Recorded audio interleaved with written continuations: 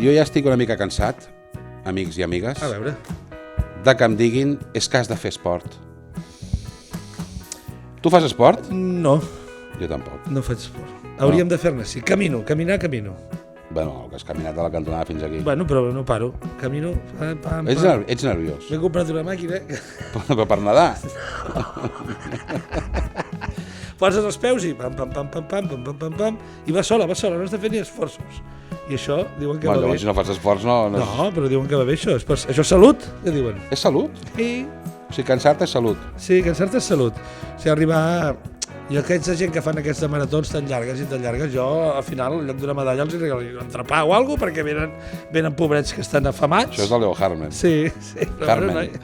Harmen. Però té raó, potser... Però ho fas en plan Capri, també cola. Sí. Home, això de fer les maratons i que arriben i estan cansats, collons, no sortiu de casa i no... Una cosa així, no? Sí, però és veritat El que... Capri no saben qui era la gent No, que t'escolta. tampoc. No. Busqueu Joan Capri. Joan Capri. Mestre de l'humor enrabiat de Catalunya. El millor del món, per mi. Bueno, El millor emprenyat del món, sí. això sí. Això sí que ho és. Però a més en Capri diuen que ja estava emprenyat ell sempre. Ell es veu que se'n va adonar de que parlava en sèrio i la gent se'n reia i feia gràcia. No se'n reien d'ell, sinó que feia gràcia.